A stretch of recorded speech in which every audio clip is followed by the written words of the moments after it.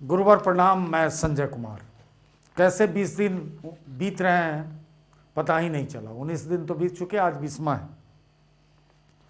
तो बहुत अच्छा सवाल लेके आया हूं। आज जो गुरु थी वो हम लोग लगभग जैसे गाइड किए थे वही चीज़ था, कुछ नया नहीं है। इनसे सबसे पहले चूंकि ये पीएचडी हैं और बड़ा रोचक इनका बायोडेटा है, रिज्यूमे। इन्होंने पीएचडी कर रखा है। तो पहला पीएचडी का टॉपिक पूछा गया तो हिंदी का उद्भव और विकास, पूरा डिटेल पूछा कि कैसे हुआ, क्या हुआ, और सारी अंग्रेजी में बताई। चूँकि बोर्ड इनको लग गया कि कंफर्टेबल इंग्लिश के साथ है तो इंग्लिश में बताई। मज़ेदार बात है कि ये इंग्लिश की पीजीटी भी है। फिर उनसे पूछा गया कि आप इंग्लिश टीचर हैं और ये हिंदी में पीएचडी करने का क्या औचित्य है या हिंदी में एमए करने का। तो इन्होंने कहा कि मेरी माँ हिंदी की शिक्षिका रही हैं, उनसे मैं प्रेरित रहा हूँ और कभी भी मैं अपने को हिंदी से अलग करके नहीं पाया। तो मुझे अवसर जब मिला पीएचडी करने का तो ये किया। फिर पूछा गया कि 2008 से आपने सारी डिग्रियां इकट्ठा की है, यानी हिंदी से एमए की है, उसके बाद आपने एजुकेशन से मास्टर की है, इंग्लिश में मास्टर हैं, नेट क्वालिफाइड हैं और सारा डिस्टेंस से किया पीएचडी के अलावा। तो इन्होंने कहा कि बहुत अर्ली एज में मैं बीएड करते ही मुझे नौकरी लग गई और नौकरी में आ गई और धीरे धीरे मैं इस चीज़ को अर्जित करता चला गया। बहुत फ्लो में, बहुत सुंदर इंटरव्यू। उसके बाद पीएचडी के टॉपिक क्यों चुना गया, इसलिए याद रखिए पीएचडी वाले अब जो बच रहे हैं ये पूछना ही पूछना है टॉपिक क्यों चुना गया। तो मान लिया मैं एयरफोर्स में हूँ तो एयरफोर्स ऑलवेज मुझे फैसिनेट करता है, अफेक्शनेट करता है। दैट्स वाई द रीज़न कि मैंने इस पे किया, उसके हिस्ट्री पे किया और उसके बाद तैयार रहिए, पूरा इंटरव्यू वहीं से कमांड आप कर सकते हैं। सपोज डेट एक उदाहरण मैंने दिया। उसके बाद इनसे पूछा गया समग्र शिक्षा, एनईपी में समग्र शिक्षा क्या है। इन्होंने बताया कि क्या क्या मर्ज किया गया है और कितना ज़्यादा इसको वेटेज दिया गया है। बहुत अच्छा जवाब दिया। फिर पूछा गया gross enrolment ratio, what is difference between सकल नामांकन औसत, gross enrolment ratio and net enrolment ratio. जवाब दिया अच्छा, लेकिन आप लोग भी जान जाइए क्या है। तो international standard of classification of education, Indian international standard of classification of education in 1997 में नेट इनरोलमेंट रेशियो का एक नई परिभाषा और कॉन्सेप्ट देता है। क्या है वो कॉन्सेप्ट? तो बड़ा सिंपल कॉन्सेप्ट है कि जो बच्चे प्राइमरी के जिस एज ग्रुप के हैं उस एज ग्रुप में वो स्कूल अटेंड कर रहे हैं रेगुलरली, जिनको जाना चाहिए। यानी अब हम उसको भारत के संदर्भ में देखेंगे तो 3 से 6 साल का बच्चा वो अगर प्री स्कूल में पढ़ रहा है और 6ठे साल में वो पहली क्लास में आ गया, एकदम उम्र के साथ चल रहा है, तो ये एडमिशन कहलाएगा नेट इनरोलमेंट रेशियो। इसका एक मैथमेटिकल फार्मूला है E/P/100। ई एग्जिस्ट करता है कि कितना इनरोलमेंट है उस एज ग्रुप का और उस एज ग्रुप का पॉपुलेशन कितना है, उसको 100 से भाग देकर हम नेट इनरोलमेंट रेशियो निकालते हैं। दूसरा ग्रॉस में एज कोई मापदंड नहीं है, इसलिए बराबर policy document gross enrolment ratio बढ़ाने की बात करती है, नेट की नहीं। क्यों? चूंकि अगर किसी से छूट गया है, नहीं किसी कारण से पढ़ पाया है, तो हर कोई को लाना, इसीलिए उम्र शिथिल हो जाता है।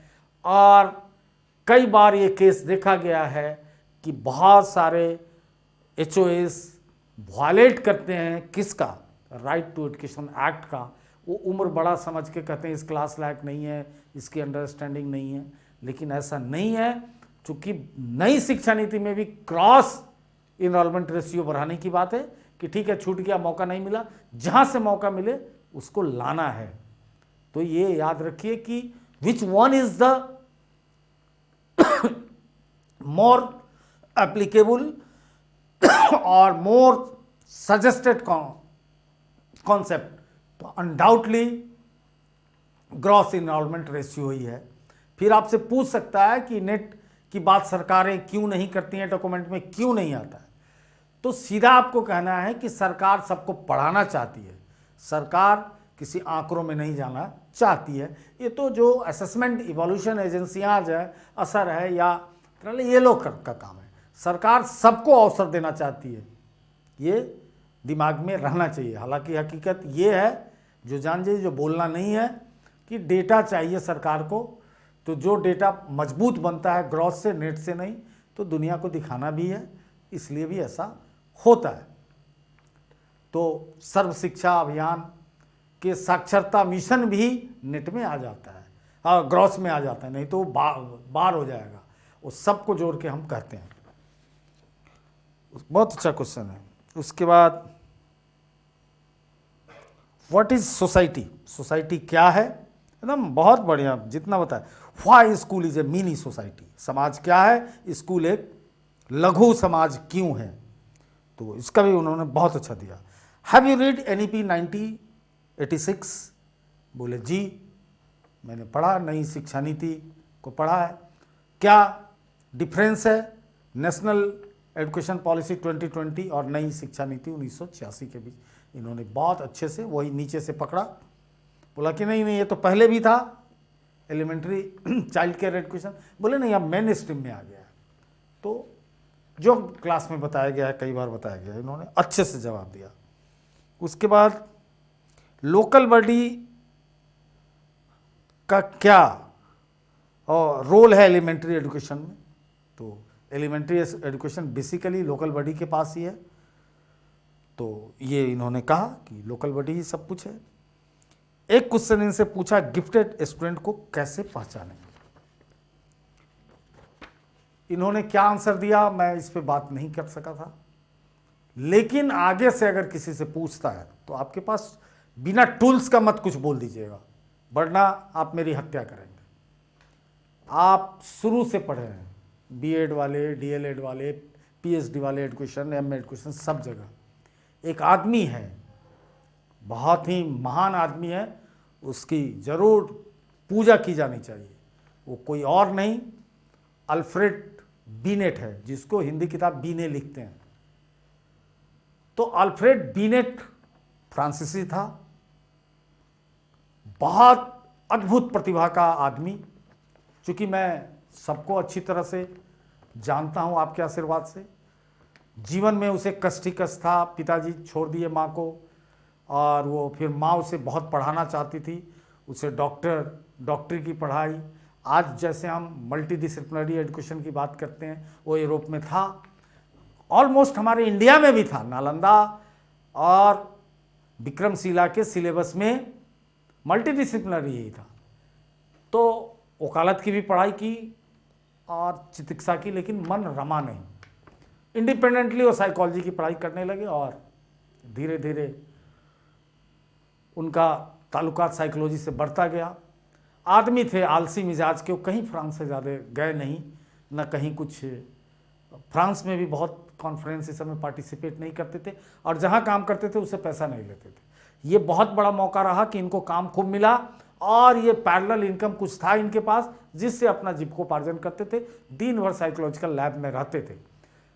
रहते रहते इन्होंने एक बार 1904 में 1904 में फ्रांस में एक पब्लिक इंस्ट्रक्शन मिनिस्ट्री, जिसके अंदर शिक्षा था, आप भी सुने हैं ब्रिटिशर्स, वो पश्चिम वाले पब्लिक इंस्ट्रक्शन डिपार्टमेंट बोलते थे, वहाँ मिनिस्ट्री हो गई, मंत्री है तो, यानी लोक निर्देशन मंत्रालय ने वहाँ के लिए, देखिए उस ज़माने में वहाँ के लिए उन लोगों ने एक कमेटी बनाई, जिस कमेटी में ये 4 लोग जिस इंस्टीट्यूट में थे वहाँ से आए, और इनको काम करने के लिए कहा गया कि जो मेंटली रिटार्डेड हैं, मंद बुद्धि के बच्चे हैं, इनके लिए क्या किया जाए, सलाह दीजिए आप लोग। तो इन्होंने सलाह दिया। तो सलाह में ये जानना चाहता था कि मेन स्ट्रीम एजुकेशन के अलावा और क्या किया जाए।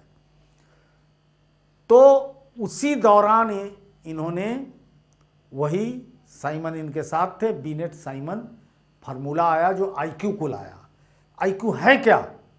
तो सीधा सा है कि अगर कोई गिफ्टेड चाइल्ड है और पहली क्लास का है और तीसरी क्लास का काम भी देते हैं तो कर लेता है, तो वो गिफ्टेड हो गया। इन्होंने 7 साल के बच्चों से प्रयोग शुरू किया था। 7 साल पास्ट की चीज़ों को उसको दिया, अच्छा कर गया तो उसको स्पेशल चाइल्ड मानने लगा गया। जो फेल कर गया उसको 6 साल तक लाया गया।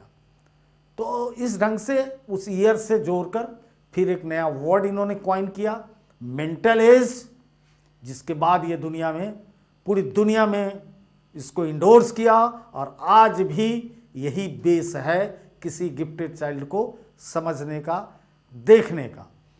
उसके बाद मैं अतिरिक्त आग्रह करूंगा कि आप पीटर सलावे को मत भूलेंगे, इमोशनल इंटेलिजेंस गोएलमन को, चूंकि कई बार 5वीं 7वीं तक बच्चे को हम नहीं पकड़ पाते हैं, समझ नहीं पाते हैं। तो असली गिफ्टेड चाइल्ड, वैसे तो हमारे अपने संस्कार परंपरा में है कि पलने में ही पूत के पैर से उसकी प्रतिभा झलक जाती है। लेकिन अगर वो 5 साल के बाद 6ठी में आपके पास आ रहा है, अगर पहली स्कूल में प्री स्कूल अलग है, तो ये देखना है कि उसका और चीज़ों में पार्टिसिपेशन कैसा है, कितनी उसके अंदर करुणा है, दया है, ईर्ष्या है, नफरत है, कितना पीयर से जुड़ता है, कितना एम्पैथेटिक है। अगर इधर भी ठीक है और काम भी ऐसे कर रहा है तो वो गिफ्टेड चाइल्ड होगा। इससे पूरा नंबर लूट के आइएगा। जो बार बार मैं पढ़ाता रहा हूं कि इंटेलिजेंस कोसेंट बनाम इमोशनल कोसेंट के डिबेट को रख देना है। नीदर इसको हम इंडिस्पेंस करेंगे न इसको करेंगे, दोनों को अप्रिशिएट करेंगे, इंडोर्स कर देंगे, उससे एक निष्कर्ष निकालेंगे। वीडियो सुनकर नाम लिख लीजिए, जानते ही हैं हर कोई, पीटर सलावे को जानते ही हैं, इमोशनल इंटेलिजेंस, या गोलमैन का भी नाम ले सकते हैं, और उधर बीनेट साइमन। तो ये इस क्वेश्चन का एक बड़ा अच्छा फिर क्वेश्चन इनसे पूछा, difference between the equality and inequality. ये क्वेश्चन इनसे इसलिए पूछा कि ये सोशल साइंस बैकग्राउंड की हैं। अब इन्होंने क्या जवाब दिया मैं नहीं पूछ पाया क्योंकि लेट हो रहा था, लेकिन कभी भी इसका जवाब अगर आप शब्द से देते हैं, मक्खी मारते हैं, तो बोर्ड बहुत कुछ आपको नहीं दे रहा है, बहुत बड़ा जजमेंट आपसे ले रहा है। क्या मक्खी मारना है? तो इक्वलिटी समानता, इनइक्वलिटी असमानता, ये भाषाई विलोम है, इसका एंटोनिम्स है कि हाँ भाई समानता बिना असमानता। लेकिन एक टीचर के लिए ये बात लॉजिक पे चली जाती है कि जो प्रिस्क्राइब है उससे कम मिलना किसी को हक, जो चीज़ तय है, तय से कम चीज़ों का मिलना ही इनइक्वलिटी है।